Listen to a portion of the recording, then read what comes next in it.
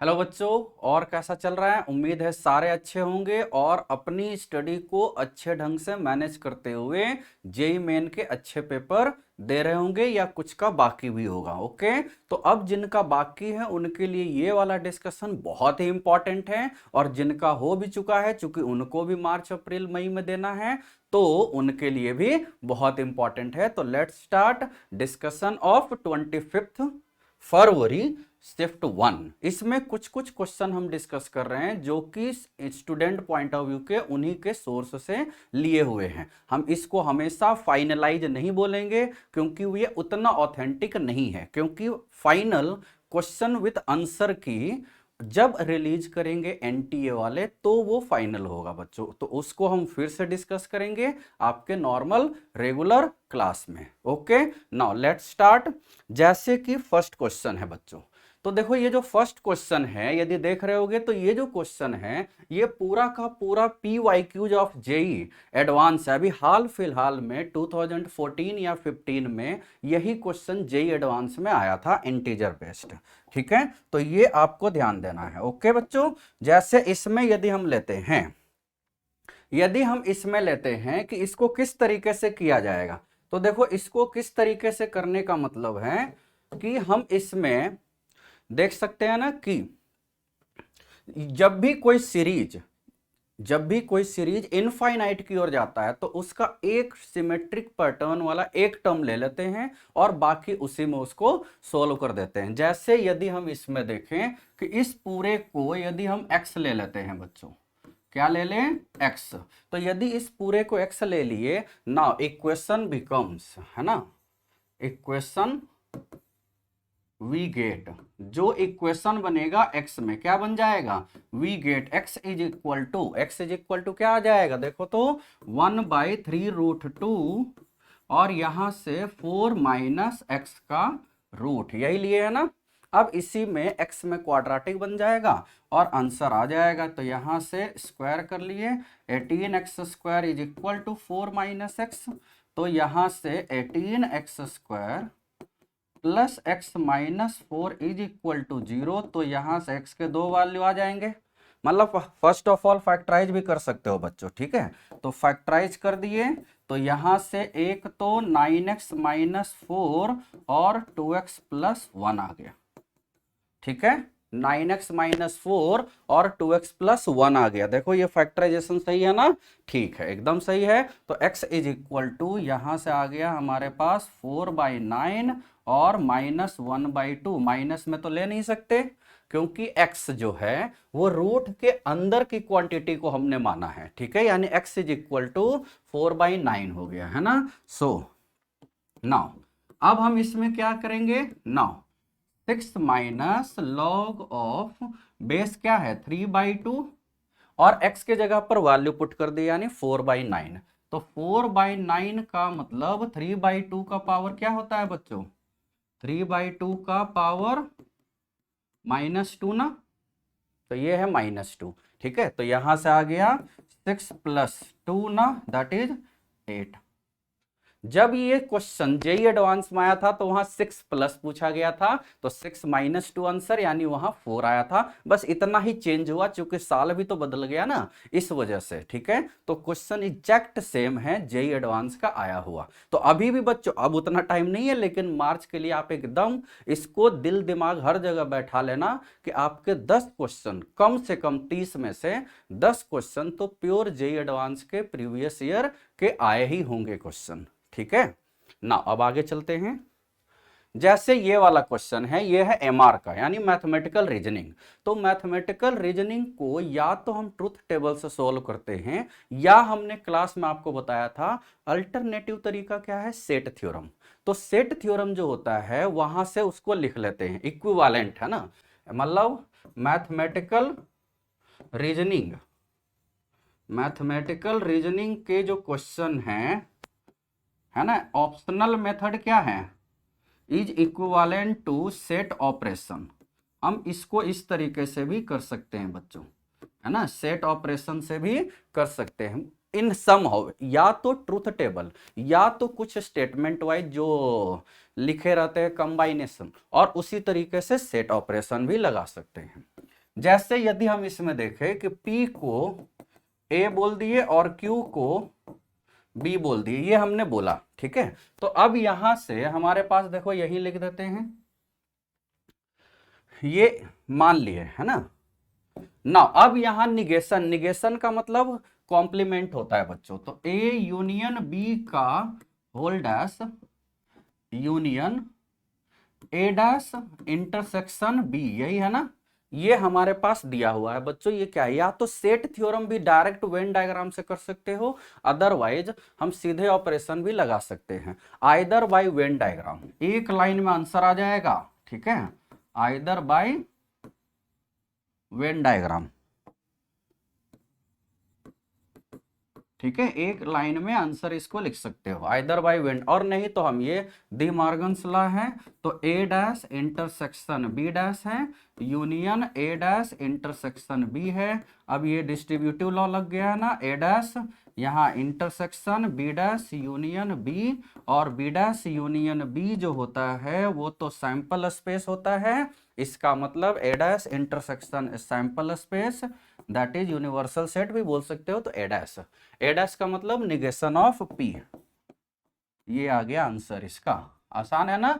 तो इस तरीके से मैथमेटिकल रीजनिंग के क्वेश्चन बच्चों आप चाहो तो ट्रुथ टेबल या वेन डायग्राम या सिंपल सेट ऑपरेशन से कर सकते हो। क्लियर है। अब आगे बढ़ते हैं।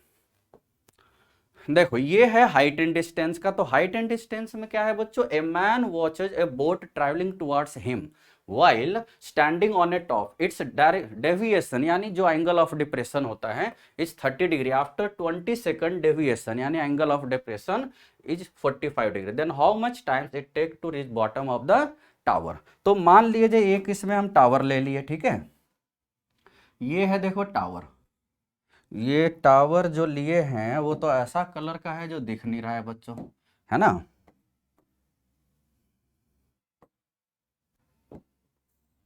ये है टावर, ठीक है, टावर दिख रहा है ना। अब यहां पर एक यहां ले लेते हैं, ठीक है, ये यहां बॉटम है। अब जब आदमी टावर के यहां पर है ये, ठीक है, तो हमें यहां पर क्या कह रहा है, reach bottom of how much time it's take.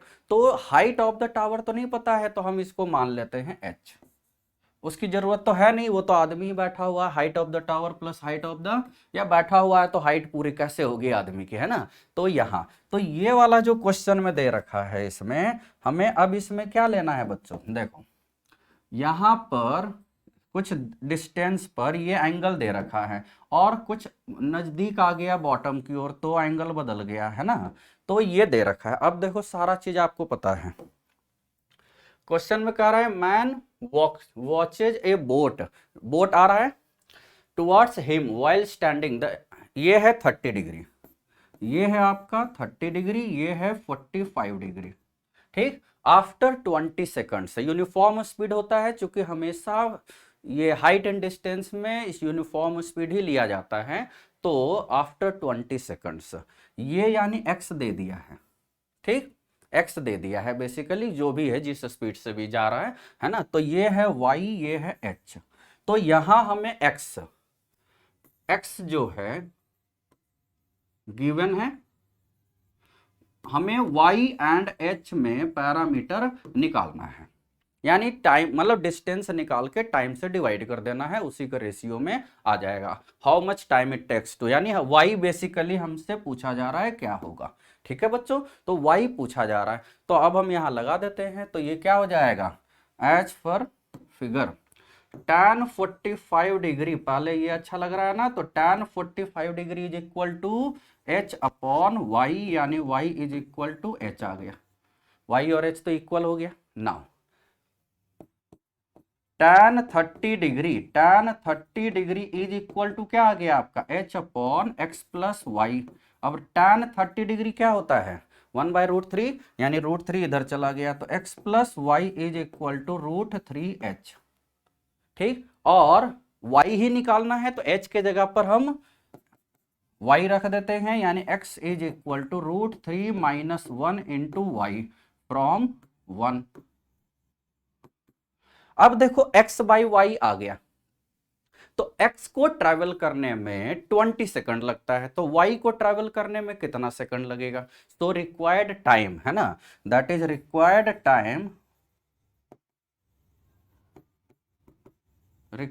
Time क्या हो जाएगा?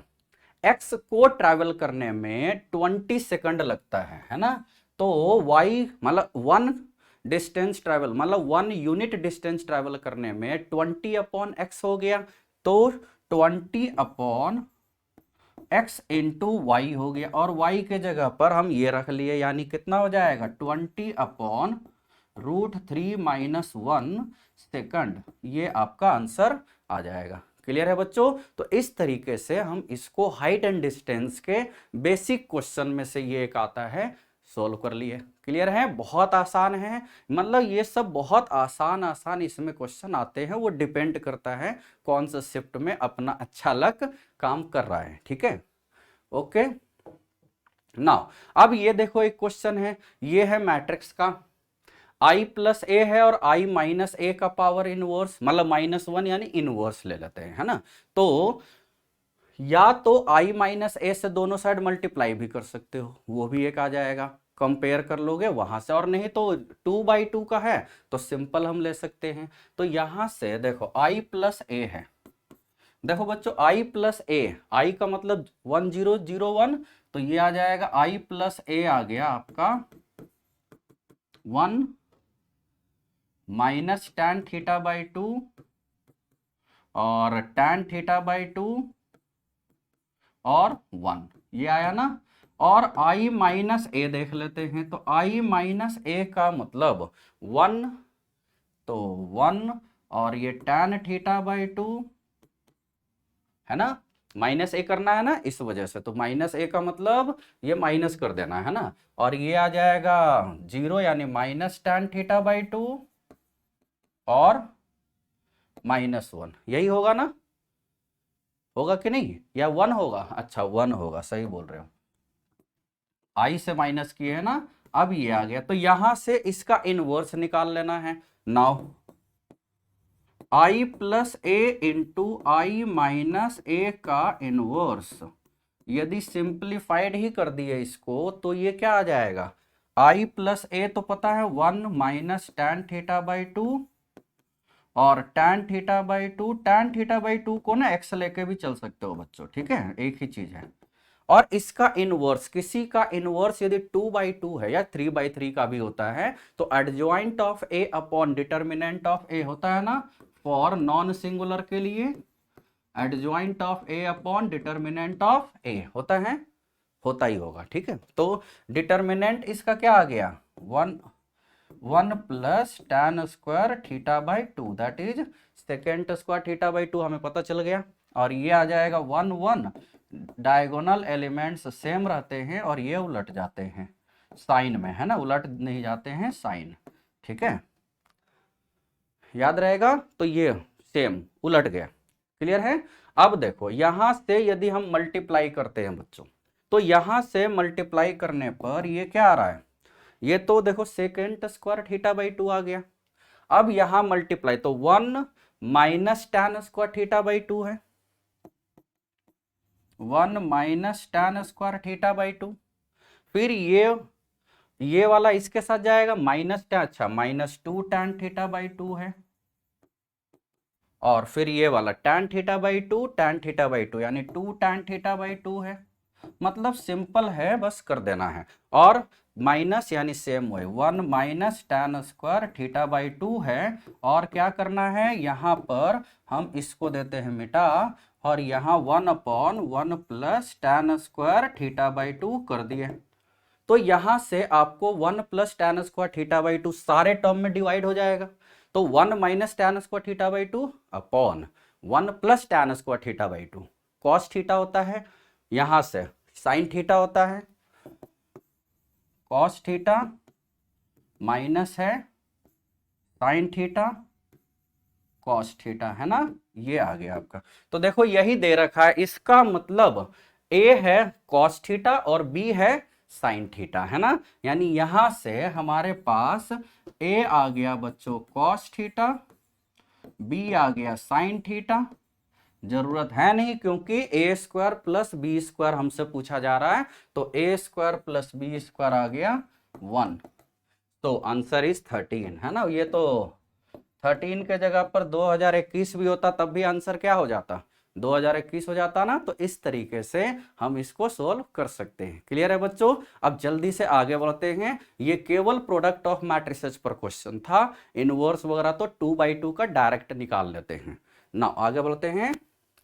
ये है इंटीग्रल वैल्यू ऑफ के for which this is always positive. यहां पर क्वेश्चन देखो कम से कम लिखा हुआ है, क्यों, क्योंकि बच्चों को एग्जैक्ट क्वेश्चन पेपर सारे कंडीशन के साथ तो उनको मेरे हिसाब से कुछ याद है कुछ नहीं याद है, जैसा सोर्स ऑफ क्वेश्चन पेपर है। बाकी एनटीए वाले एग्जैक्ट एग्जैक्ट एग्जैक्ट वे में क्वेश्चन आपके सामने लाएंगे, हमारे सामने भी लाएंगे। ठीक है, जैसे ये है for all x belongs to R है, तो यदि कोई क्वाड्रेटिक हमेशा पॉजिटिव होता है बच्चों, यदि कोई क्वाड्रेटिक हमेशा पॉजिटिव होता है तो क्या करते हैं, as a x square plus b x plus c is always greater than 0 for all x belongs to R, तो ए पॉजिटिव होना चाहिए एंड डिस्क्रिमिनेंट लेस देन 0 होना चाहिए। यही रूल होता है ना, तो ये वाला रूल हम कर देंगे। तो यहां से ए पॉजिटिव, ए तो पॉजिटिव है ही, डी डिस्क्रिमिनेंट लेस देन 0 क्या हो जाएगा, बी स्क्वायर माइनस 4 इंटू ए इंटू सी 8k स्क्वायर, यही ना, लेस देन 0। तो 4 से 4 तो देखो बच्चों कैंसिल हो गया। अब इसको केवल हमें सोल्व कर लेना है। तो 9k square plus 1 minus 6k और माइनस 8k स्क्वायर माइनस 7। तो यहां से क्या आ गया, k स्क्वायर आ गया माइनस 6k आ गया, मतलब केवल अब सोल्व कर लेना है। 1 प्लस 7 दैट इज 8। तो यहां से फैक्टराइज हो गया k minus 2 k minus 4 less than 0, तो 2 से 4 के बीच आ गया। तो 2 और 4 इक्वल तो लेना नहीं है, तो 2 और 4 के बीच में इंटीग्रल वैल्यू क्या होगा, दैट इज 3, है ना। तो इंटीग्रल वैल्यू ऑफ के, है ना, आसान है, ये है बच्चों, याद रहेगा। तो ये आपको अच्छे से ध्यान देना है, इस तरीके से ये हम क्वेश्चन कर सकते हैं। क्लियर है, ओके। आगे देखते हैं, the number of points where the function is not differentiable. तो नॉट डिफरेंशिएबल हमें यह ध्यान देना होता है कि यदि अकेला मॉडुलस का फंक्शन है ना, जैसे ये आपको याद है कि f x is equal to mod x is not differentiable at x is equal to 0। ठीक है, याद रहेगा, ए एक्स प्लस बी का whole mod is not differentiable at x is equal to, क्या लेते हैं, देखो मॉड के अंदर जो भी क्वांटिटी दिखाई दे उसको इक्वल टू 0 करेंगे। जहां पर वो 0 होगा जिस एक्स पर, उस एक्स पर वो नॉट डिफरेंशिएबल होगा बच्चों। तो x is equal to minus b by a हो जाएगा। सेम वही है ना, तो यहां पर एफ एक्स दे रखा है ना, तो 2x प्लस 1 है plus minus 3 times x plus 2 का मॉड है प्लस, और ये फैक्टराइज कर दिए तो x plus 2 into x minus 1 का मॉड है कि नहीं। अब देखो यहां पर यदि हम लेते हैं तो यहां पर एक ये है कि एक ही साथ है, किसी एक इक्वेशन के रिपीटेड रूट्स नहीं होने चाहिए, है ना। तो ये वाला जो है not differentiable at x is equal to -1/2, है ना, 0 किए। Not differentiable at x is equal to -2, ये वाला है not differentiable at x is equal to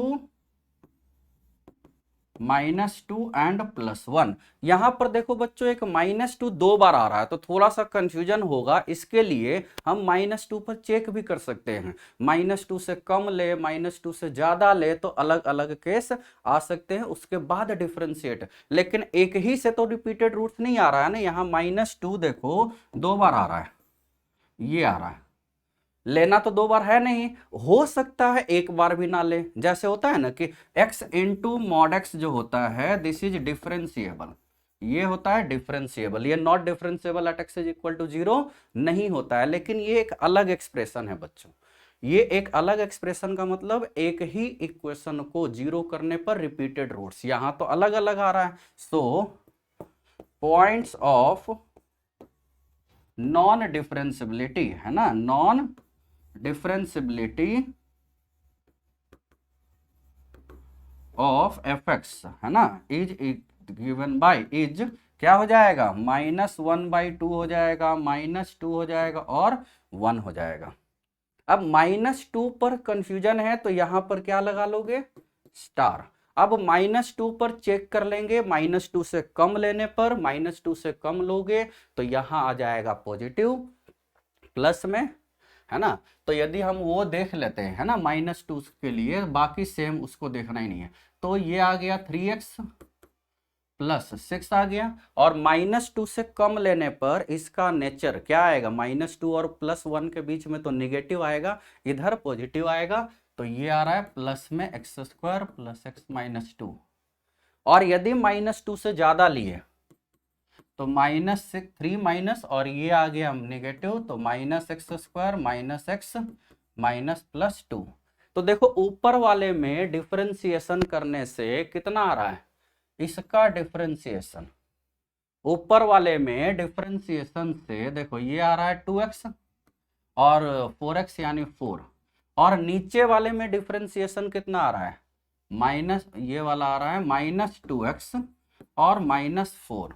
x is equal to -2 पर क्या दोनों इक्वल है, -2 पर 0 है, और ये भी -2 पर ये 0 आ रहा है ना, आ रहा है कि नहीं, ठीक है। और -2 पर ये भी 0 आ रहा है, इसका मतलब -2 पॉइंट्स ऑफ डिफरेंस, मतलब नॉट डिफरेंशिबिलिटी नहीं लेना है। तो only there are 2 points of non differentiability, इसको हम ना दूसरे कलर से लिख देते हैं, ठीक है। ये है only points of non differentiability of the function -12 and +1। Clear है। तो जहां पर रिपीटेड रूट्स होने की पॉसिबिलिटी हो वहां पर हम चेक कर लेंगे, elsewhere this concept is very good, याद रहेगा बच्चों।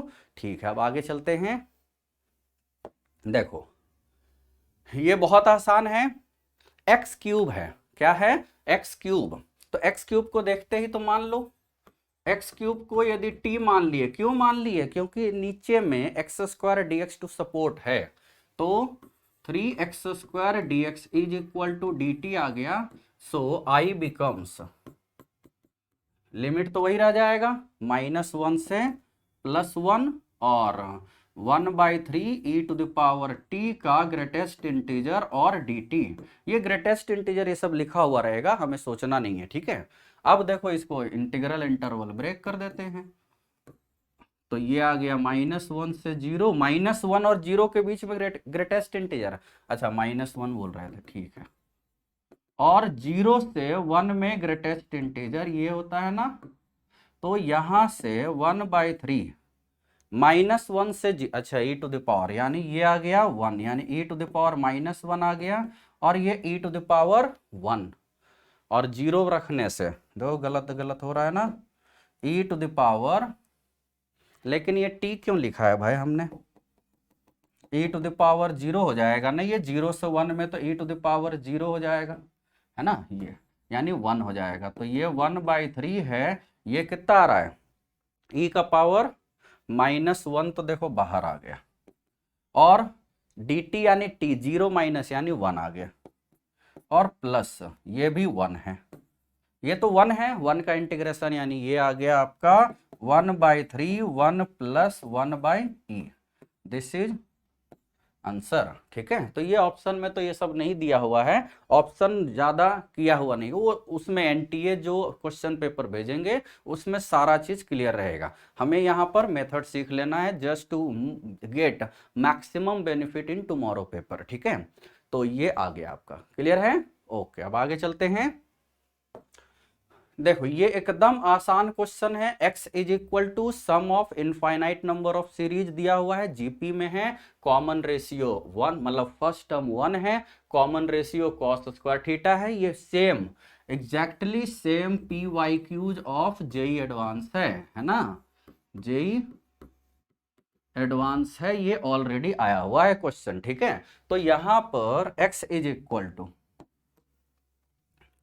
इज इक्वल टू क्या दे रखा है, कॉस, n जीरो रखेंगे तो 1 हो जाएगा ना, फिर कॉस स्क्वायर फाई, या थीटा भी ले सकते हो, एक में थीटा है एक में फाई है। अच्छा ठीक है, तो थीटा और फाई, यहाँ थीटा ले लेते हैं, है ना,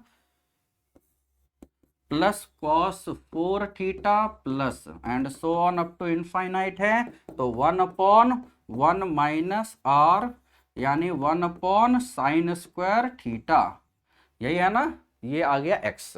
similar way y is equal to, y क्या दे रखा है, 1 plus sine square five plus sine 4 five and so on up to infinite. तो ये वाला यदि आ गया तो हम इसको क्या ले सकते हैं, this is a/1 minus are, यानी 1 cos square five.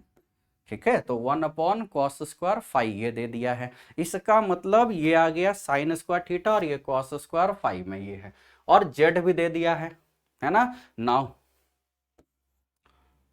Z is equal to क्या है, 1 plus cos square theta into sine square five plus cos 4 theta into sine 4 five and so on up to infinite, यही है ना। तो यहां से ये आ गया 1/1 minus cos square theta sine square five.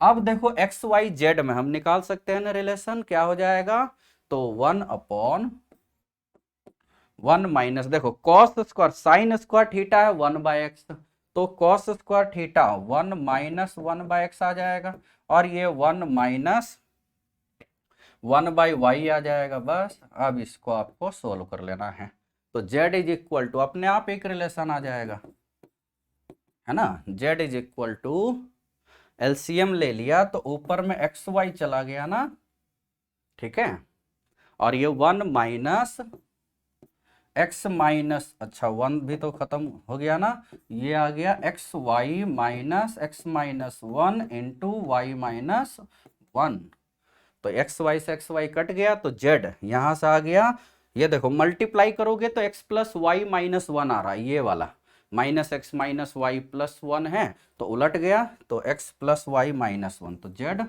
X plus y minus 1 is equal to x y, तो ये आ गया, यानी एक्स वाई कौन सा आया भाई, ये वाला आ रहा है ना, x y plus z, x y plus z is equal to x plus y into Z.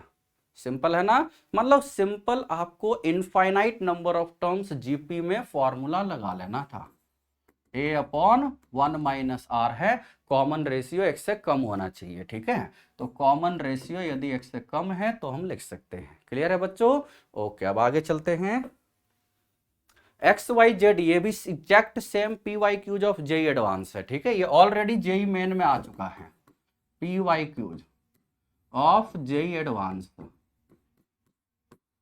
ठीक है, ये जेई एडवांस में ऑलरेडी आया हुआ है। तो एक्स वाई जेड है 24, x y z natural number है, the find the number of ordered pairs x y z. तो इसको दो तरीके से, या तो प्राइम के पावर में लिख दो उसके बाद आंसर आ जाएगा, और नहीं तो 24 को 3 पार्ट्स में ऐसा डिवाइड करना है ना, तो x y z is equal to 24 ले लेते हैं, है ना। अब 24 को 3 पार्ट्स में डिवाइड करना है, तो क्या क्या हो सकता है, एक केस देखो 1 1 24 हो सकता है, तो ये 3 factorial by 2 factorial that is 3, भाई 1 1 24 1 24 1 24 1 1 तीन केस हुए ना, यहां से आ रहा है।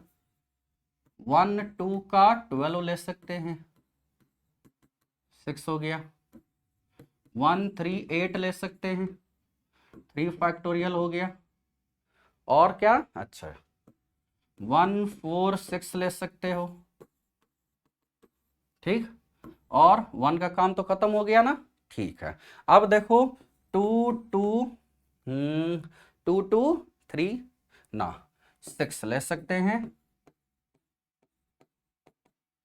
3 हो गया, ठीक है। और 2 3 4 ले सकते हो, यही ना। और यहां से कितना हो गया, और देखो भाई कोई छूट जाएगा तो गलत हो जाएगा, बस ये ध्यान देना है इसमें, है ना। तो ये देखो और क्या लिख सकते हो, 2 2 6 हो गया, 2 3 3, ये सब तो हो नहीं सकते, तो total these are the number of case, है ना। सो टोटल एज, देखो कोई भी छूटा तो आंसर हो गया गलत। तो 30 ना, there are number of ways 30 in which x into y into z is equal to natural number लेते हुए यानी पॉजिटिव इंटीजर लेते हुए 30 वेज हो गया 24 प्रोडक्ट लाने के लिए। क्लियर है बच्चों, अब आगे देखते हैं। देखो locus of center of a circle which touches this externally and also touches y axis।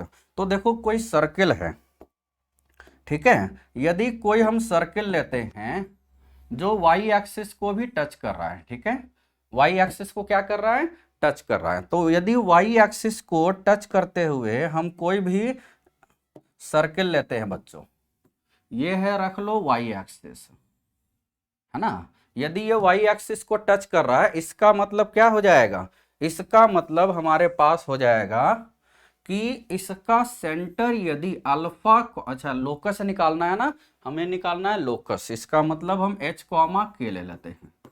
यदि किसी सर्किल जिसका सेंटर का लोकस निकालना है तो उसको h कॉमा k लेते हैं, y एक्सिस को टच कर रहा है इधर से कैसे भी, तो इसका रेडियस क्या हो जाएगा, y एक्सिस को टच करने का मतलब radius is h, mod of h हो गया, है ना, मॉड ऑफ h, क्योंकि कोऑर्डिनेट तो कुछ भी हो सकता है।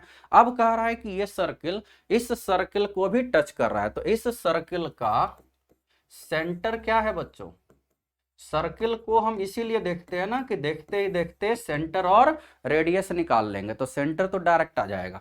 रेडियस है 9 + 9 - 14 यानी 2 है, ठीक है। तो सेंटर है 3 3 और रेडियस है 2। तो अब देखो ये जो एक और सर्किल है,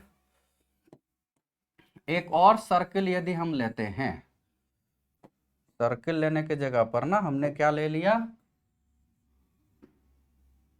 चलो इस सर्किल को ये एक्सटर्नली टच कर रहा है बच्चों, है ना। तो एक्सटर्नली टच कर रहा है, इसका मतलब सेंटर टू सेंटर डिस्टेंस ये तो 3,3 है और रेडियस है 2, इसका रेडियस है मॉड h। तो कोई भी सर्किल, दो सर्किल यदि आपस में एक्सटर्नली टच करते हैं तो centre to centre distance is equal to r1 + r2 होता है ना। तो distance between centres, distance between centres जो है this is equal to sum of their radii, यही होता है ना, सम ऑफ देयर रेडियाई। तो यहां से डिस्टेंस बिटवीन सेंटर्स क्या हो जाएगा, h के और 3 3 के बीच का डिस्टेंस, तो h - 3 का स्क्वायर प्लस k - 3 का square under root is equal to, तो 2 + h, यदि हम पॉजिटिव h लेके चले या 2 - h भी हो सकता है ना, -h भी हो सकता है। तो हम चलो कोई भी एक केस लेके चलते हैं, वो क्वेश्चन में दिया हुआ रहेगा, तो 2 + h लेके चलते हैं, चलो ये वाला लेके चलते हैं। तो यहां से स्क्वायर कर लें, तो h² + k² - 6h + 9 - 6k + 9 is equal to h² + 4 + 4h, जो कैंसिल्ड आउट हो रहा है उसको कैंसिल्ड आउट करने के बाद locus of centre, locus of centre is क्या हो जाएगा, h के जगह पर x और k के जगह पर y, तो y² -6h यानी -10x 9 यानी +14 इज इक्वल टू 0। वैसे ये भी केस ले सकते थे, ये भी केस लेके हमें आगे बढ़ जाना है, यानी 2 केस होंगे, कुछ भी ऐसा केस लेना है तो बच्चों। तो कोई भी सर्किल जिसके सेंटर है या एक्सटर्नली टच कर रहा है, ये तो बहुत आसान है ना। उम्मीद है सारे समझ में आ गए हैं। ठीक है, अब आगे बढ़ते हैं। देखो इसमें क्या दिया हुआ है, the coefficient ABC of a quadratic equation are obtained by throwing a dice. Dice को यदि फेंकते हैं तो ABC जो तीनों है यहाँ पर वो बिलोंग्स टू 1 2 3 4 5 6, यही है ना, ये है, यानी तीनों के 6 case. So number of NS total maximum possible outcomes that is 6 का पावर 3 यानी 216 भी बोल सकते हो। अब कह रहा है प्रोबेबिलिटी किसका निकालना है कि इक्वल रूट्स। तो फॉर इक्वल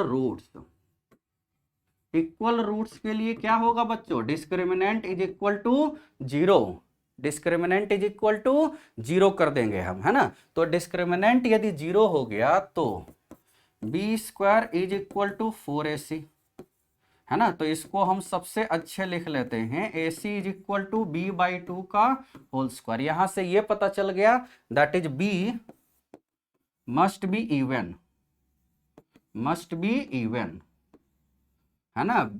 B क्या होना चाहिए, इवन, तभी ना by2 हो जाएगा इंटीजर। ठीक है, इसका मतलब that is B is equal to, अब इवन में 0 होता है लेकिन यहाँ डाइस फेंक रहे हैं, है ना, मार्क्स की बात नहीं कर रहे हैं, तो 2 से ही शुरू होगा।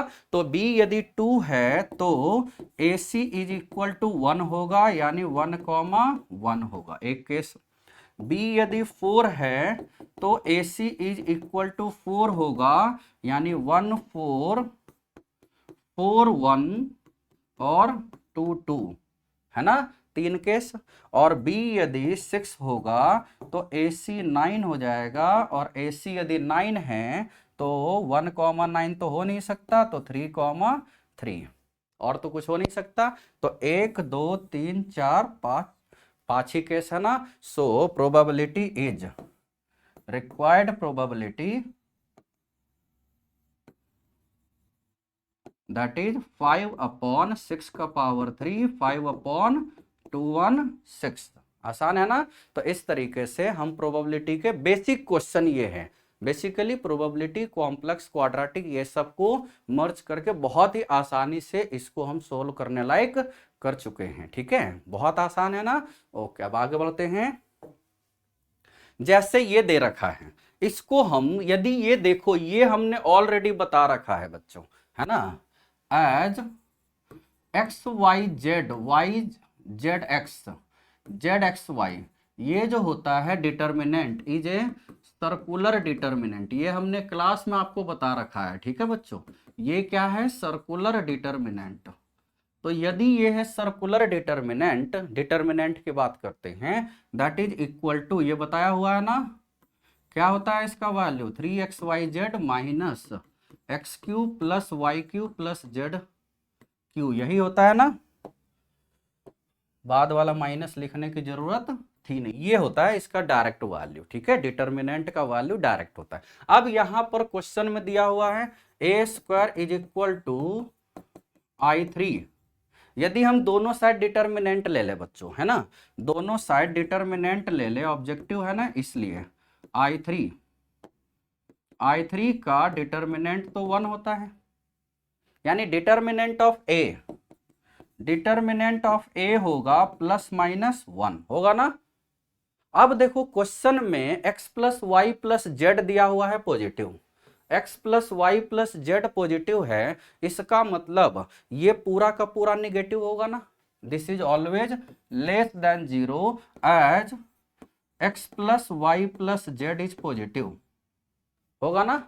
क्योंकि हम बचपन से जानते हैं कि माइनस, ये मतलब x³ plus y³ plus z³ minus 3xyz is equal to x plus y plus z और half of x minus y का square plus y minus z का square plus z minus x का square होता है कि नहीं होता है? ये होता है फॉर्मूला। तो यदि x plus y plus z positive है बच्चों, तो ये तो पूरा पॉजिटिव होगा, ये पूरा पॉजिटिव होगा। यदि ये पॉजिटिव है तो इसका मतलब ये उल्टा साइन है तो निगेटिव होगा, यानी ये always, that is determinant of A is -1, है ना। यहां से तो डिटर्मिनेंट ऑफ ए तो आया हुआ है हमारे पास 3xyz minus of x cube plus y cube plus z cube, यही आया हुआ है ना, दिस इज -1। अब x into y into z क्या दे रखा है? 2, x y into z 2, 2 into 3 6, 6 plus 1 is called, अभी तक तो 7 होता है ना, तो x cube plus y cube plus z cube is equal to 7। Direct है ना मेथड। उम्मीद है इस तरह का मेथड किसी भी ने नहीं दिया होगा, इतना आसान। यदि हमें पहले से कुछ कंडीशन याद होता है तो इस तरह के हम डायरेक्ट कर सकते हैं। जितना आसानी से हम क्वेश्चन सोल्व कर रहे हैं, बहुत ही रेयर केस में करते हैं बच्चों, ठीक है, लोग बाग। तो इसलिए उसको ध्यान देना है कि सबसे इजीएस्ट मेथड, लेकिन आपको ये सब ध्यान देना होगा, ये याद रखना होगा। तो हमने आपको क्लास में भी ये नहीं, इसके अलावा भी 6-7 सर्कुलर डिटर्मिनेंट बताए थे। यदि याद होगा तो तुरंत वहां से फटाफट आंसर निकाल सकते हो। ओके बच्चों, नाउ नेक्स्ट चलते हैं। ये वाला जो क्वेश्चन है, अच्छा इसमें जो यहां पर गलत छप गया है, ये है n, है ना, क्या है, n टेंस टू इनफाइनाइट। और n भी ऐसा है कि ये देखो, this is not a authentic question, n tends to infinite है बच्चों। 1, ये तो देखो, ये 1 का पावर इनफाइनाइट फॉर्म तो लग रहा है, 1 का power infinite form, not exact question, है ना, not exact question.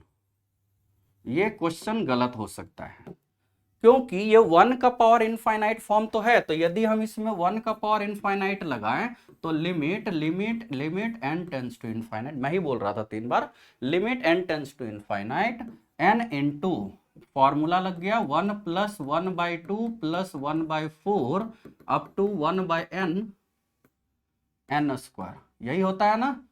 Limit n tends to, मतलब लिमिट वही रह जाता है, gx into f x minus 1 होता है फॉर्मूले। अब देखो बच्चों, ये है limit n tends to infinite, n से डिवाइड कर दे तो 1/n 2n 4n 1/n square. ये जो होता है बच्चों देखो, n टेंस टू इनफाइनाइट है तो 1/n जा रहा है, 1/n जा रहा है 0, 0 plus 0 plus 0 up to infinite times. ये किसी ने बोला है कि ये 0 होता है, जबकि ये गलत होता है, ठीक है। दिस इज, ये हमेशा देखो 0 plus 0 plus 0 up to infinite times is not equal to 0, ये ध्यान देना है। तो ये जो आएगा कांट बी डिटरमाइंड। इसी वजह से ये क्वेश्चन में थोड़ा सा लोचा है, बाकी और कुछ भी नहीं है ना। ये याद क्या रखना है, 0 plus 0 plus 0 plus up to infinite times is not equal to 0। ये तो इनडिटर्मिनेट फॉर्म होता है बच्चों, 0 इंटू इनफाइनाइट, तो इसलिए वो नहीं लगा सकते, ठीक है। ये लिमिट में इनफाइनाइट टाइम्स तक जा रहा है 0, फाइनाइट टाइम्स तक 0 ऐड होता है तो 0 होता है, लेकिन इनफाइनाइट टाइम्स तक नहीं होता है 0। तो इसको कुछ और मेथड से सोल्व होगा, यानी कुछ न कुछ इसमें और दिया होगा जो कि ऑथेंटिक नहीं है कि क्या दिया होगा। क्लियर है बच्चों। तो ये क्वेश्चन हम इसको अभी के प्रेजेंट हालत में रॉन्ग बोल सकते हैं, ठीक है, याद रहेगा। चलो अब आगे देखते हैं। ये वाला जो क्वेश्चन है ये 3D का है, हमने ये क्लास में करवा रखा है। कैसे, देखो L plus M is equal to n है और L square plus M square is equal to n square है, ठीक, यही है। अब इन दोनों को हम सोल्व करके इन दोनों के बीच हम एंगल्स निकाल लेंगे। कैसे, एलिमिनेटिंग n को एलिमिनेट कर ले, एलिमिनेटिंग n, तो ये क्या आ जाएगा, L square plus M square is equal to L plus M, का होल स्क्वायर। तो यहां से 2lm इज इक्वल टू 0, तो दो केस ना, L0 या M0, या तो L0 होगा।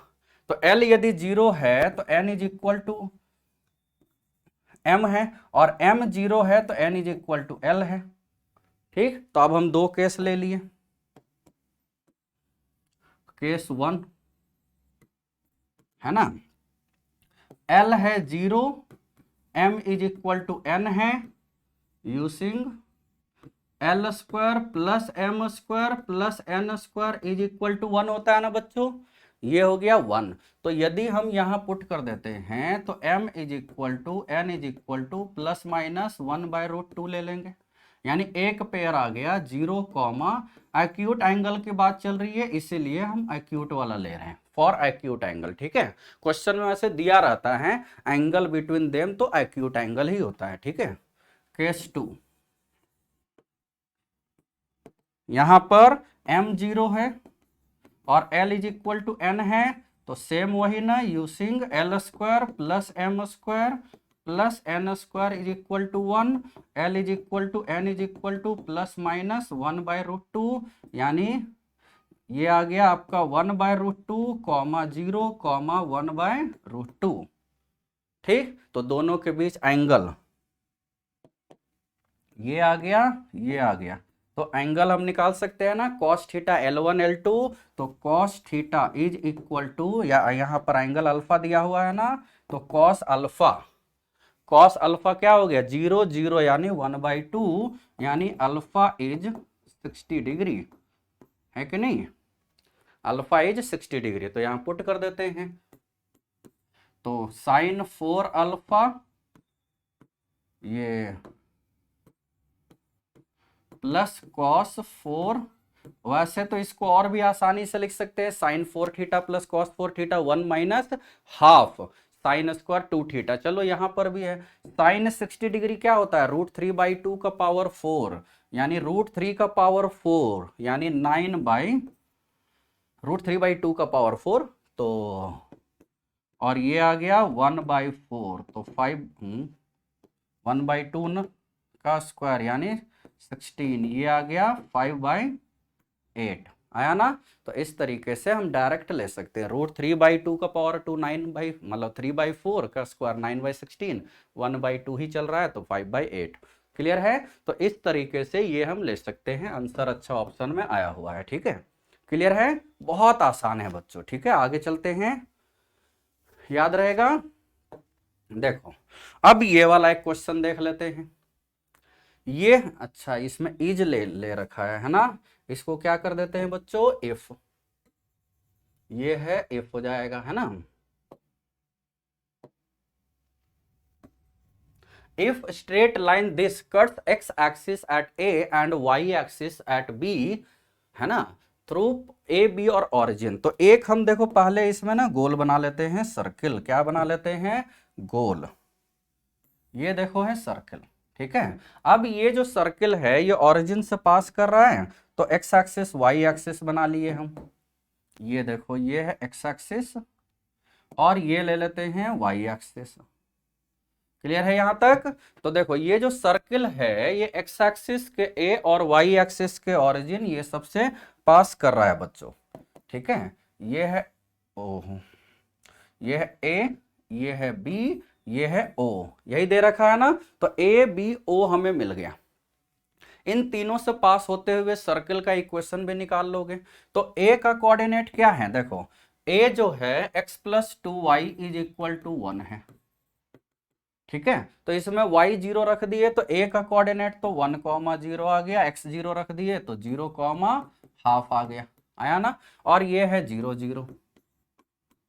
ठीक, तो इक्वेशन ऑफ सर्किल, देखो यहां पर एंगल 90 डिग्री है ना, यानी हम बोल सकते हैं कि ये वाला जो है line, this is the diameter, this is the diameter. तो equation of circle, equation of circle is क्या आ गया, x - x1 x - x2, diametric form है ना, y - y1 y - y2 is equal to 0। तो यहां से सर्किल का इक्वेशन आ गया ना, x square plus y square minus x minus y by 2 is equal to 0। तो equation of tangent at origin लिख सकते हो, देखो क्या आ रहा है टेंजेंट एट ऑरिजिन। तो equation of tangent at origin, ठीक है, टेंजेंट एट ऑरिजिन यदि हम लिखे तो क्या आ जाएगा, equation of tangent at origin. तो यहां से निकाल लेना एक्स एक्स स्क्वायर की जगह पर एक्स एक्स वन वाला, तो एक्स प्लस वाई बाई 2 आ जाएगा, है ना, यानी 2x plus y is equal to 0 आ गया। ये आ गया लाइन 1। अब इस लाइन पर हम ए से, देखो ये एक लाइन हो गया बच्चों, ये क्या आ गया, एक लाइन है जो कि मुझे लग रहा है इसी के परपेंडिकुलर होता है ना। ये देखो ये एक लाइन आ गया, देखो नहीं परपेंडिकुलर नहीं है भाई, मतलब पैरेलल भी नहीं है, 2x प्लस वाई आ गया, है ना, क्लियर है, मुझे लग रहा था वही आएगा, चलो कोई दिक्कत नहीं, अलग आ गया। अब 2x प्लस वाई पर हम इसमें क्या है, a से परपेंडिकुलर लिख लेंगे और b से भी परपेंडिकुलर लिख लेंगे।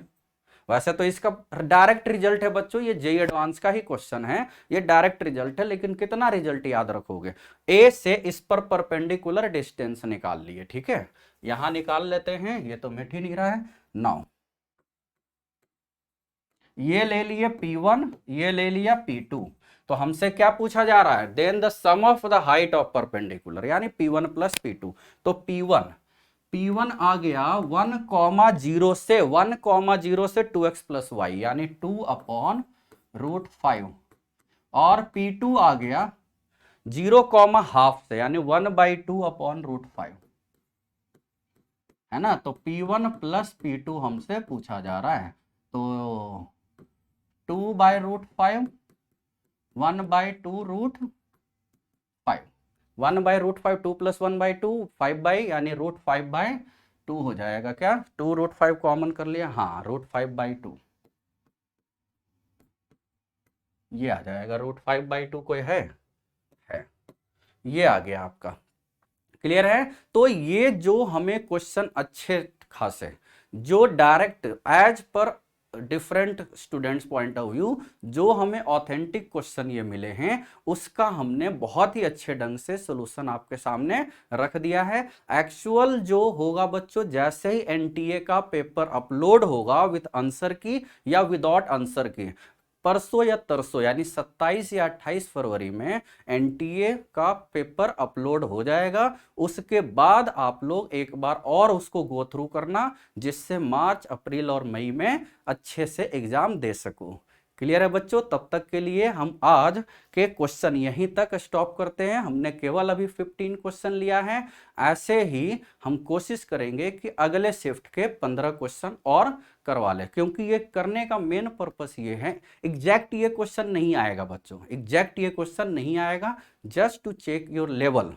यदि आपके एग्जाम बचे हुए हैं या मार्च अप्रैल मई में देने हैं, तो उसके लेवल अंडरस्टैंडिंग के लिए आपको ये सारा करना है बच्चों। ओके, तब तक के लिए बाय बाय, थैंक यू।